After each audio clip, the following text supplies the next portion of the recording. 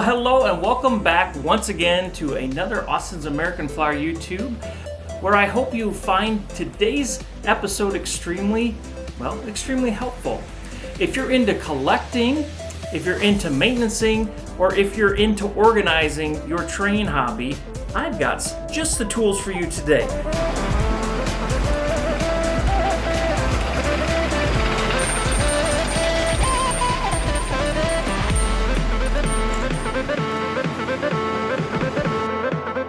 As we all know, there are handy things that we all need as we deal with our American Flyer collection. And some of those I've highlighted when it comes to tools and how-tos and lubricants and maintaining engines and cars and accessories, that kind of thing. Those are all really helpful, I hope. But today I thought, let's take a tour or a detour and move into the 21st century with a little bit of an exploration online. So we're going to take a look at just a couple websites, just a few things on each website that I think you'll find extremely helpful. And remember, this is a hobby that we want to encourage those that are new to it, that are just getting into it, that are exploring American Flyer, how they can build their collection, organize their collection, maintenance their collection. And so that's what today's about. And I'm sure that there are some of you that will see this and say, hey, why didn't you include such and such a website? Because I didn't know about it. So please, if you have such a place, put it in the comments. Without further delay, let's turn our attention to the internet. Stick around. In just a few moments, I want to take you to a couple websites that I have found to be very helpful for various reasons. And today we're just going to skim the surface. There is a lot more material gained on each of these sites. I'd encourage you in your own time to pursue them more intensely. And I want to also say, as a disclaimer, the sites I'm looking at are by no means the only ones available. They are some ones that I frequent often, but I'm not trying to say these are the only ones you should go to. I'm not trying to put forth any sort of bias. So I know there are some people that feel very passionate about supporting certain flyer websites, and I'm not trying to get in the way of that. So that's all I'll say about that, other than if you have any other websites that you recommend, please put those in the comments section, and that'll be enough about that. All right, moving right along. I've preloaded a couple sites into my browser here. One of these, Portlines Hobbies, this site is just phenomenal. Tons of stuff packed in here, from repair parts to new parts to books to tools, you name it. But one of the things that I love that he's got on here is this online American Flyer repair clinic. So I'm going to click on this.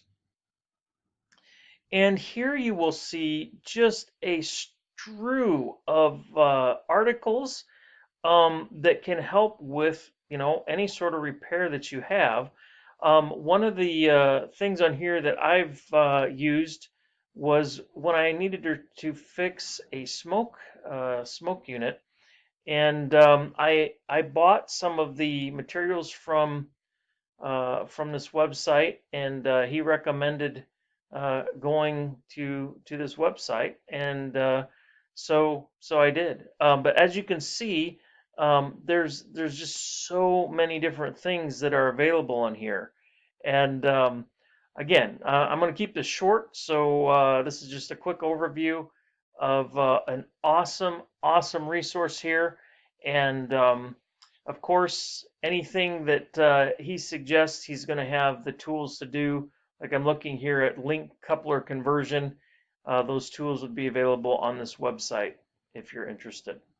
So please consider checking further into Portlines. You won't be disappointed. All right, going on. Another website, RFG, again, has some similarities to Portlines in terms of repair parts, and then, like Portlines, has some other things. And one thing that I think is really awesome that this particular website has available is this SGauge American Flyer product list.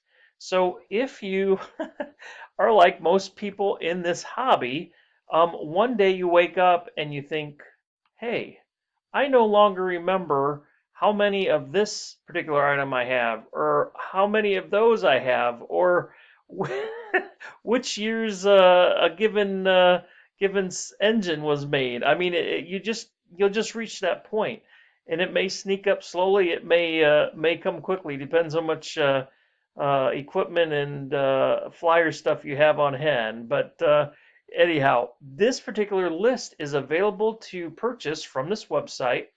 It's like $6, and you download it as a PDF. And if you choose to purchase this document, um, and you go to your collection, it's a really handy way to organize, the different things you may have in your collection.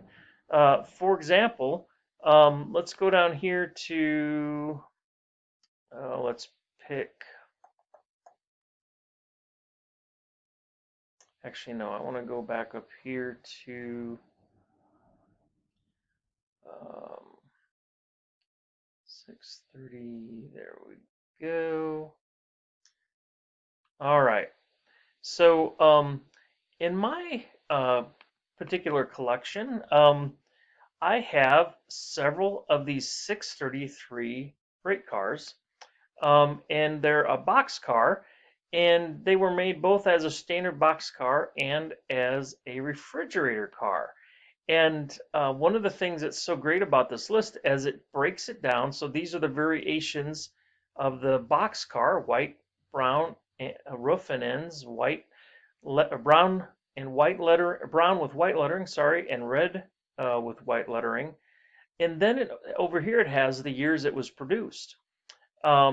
So, this can be really helpful to try and figure out what it is you have. And specifically when it comes to some of the engines, for example, if we go back up here to the top, I am grateful to have several 322 Hudson engines. The challenge is I don't always remember what year they were made.